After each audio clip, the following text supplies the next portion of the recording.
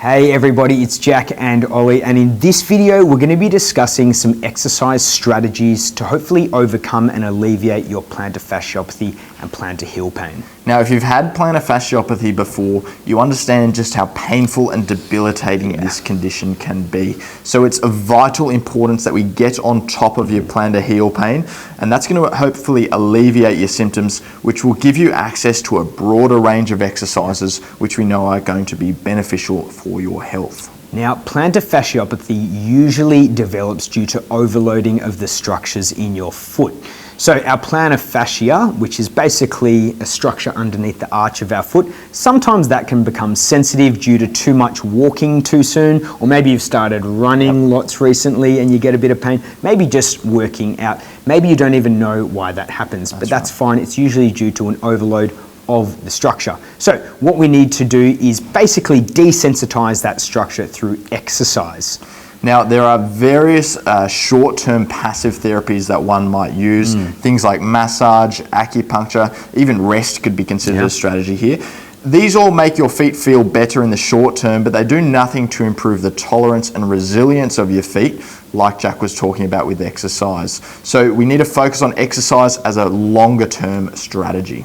Okay, so we're about to go through some exercise strategies to help alleviate your plantar fascia pain, but it's really important to note that when you are doing the exercises, yes, you may get some pain, but that is very normal when you have sensitive structures in the foot. So as long as it is tolerable, okay, and you're not in severe pain the next day, you are okay to continue the exercises, but make sure you have a look at the strategies we're about to show.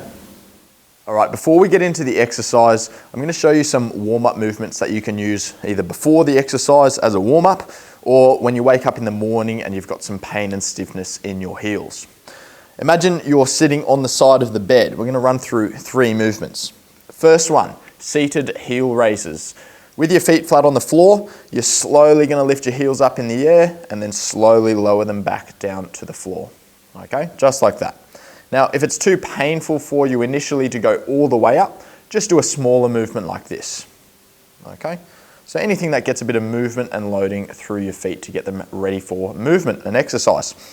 Next, we're going to lift our feet out in front, like so. You're going to bring your toes all the way up towards you, and then you're going to point them out away from you as far as you can. All right, so slowly bring them towards your face and then away from your face. Once again, if it's too painful, just do a smaller movement, okay? And you can gradually work into a bigger range of motion. Once again, about 20 of those, if you can tolerate it, before we move on to our last warm-up, the circles. So in that same position, you're making some big circles with your toes, like that. You can go the other way, okay? And just do what you can tolerate, whether big or small circles. You can do 10 each way for a total of 20. Once you finish that, hopefully your feet are feeling ready for some exercise. So we're going to move on to a loading movement. You're going to need something to hold onto for balance, like a chair, okay? And you're also going to need something to put your toes on, like a towel or even a thin book or a magazine. So we'll place that next to our chair like so, and I'll make sure you can see what I'm doing with my feet. So the first thing you're going to do is hold on for balance. Place your toes on the edge of the towel. Hopefully you can see that nice and clearly. What this does is adds a little bit of tension to the structures that run underneath the foot. From there, we're going to be doing a heel raise. So holding on, we're going up all the way and then slowly lowering back down. Okay, I'll show you a few reps. Okay, so you should be feeling that in the calf muscles and hopefully also in the muscles that run underneath your foot. However, if you can tolerate that and it's very easy, we want you to challenge yourself a bit more with a single leg version. So take one foot away, make sure you're nice and balanced, and once again, you're going to go all the way up and slowly back down. All right, so this one is more challenging because you're taking all your weight on one side. So obviously, if you've got heel pain in both feet, you would need to do it on both legs.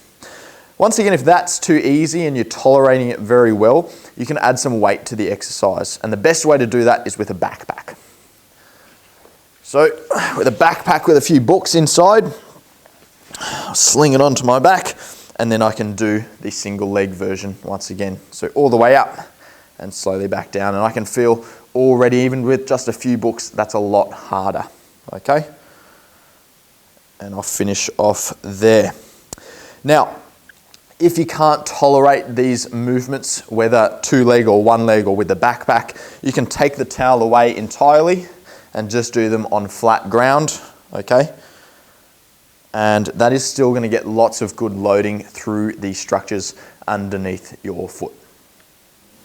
Now that heel raise exercise you can do for 3 sets of anywhere between 8 and 15 repetitions, making sure that each set is challenging for you. And we want you to do it every second day to allow your body and your tissues a bit of a rest day in between each session.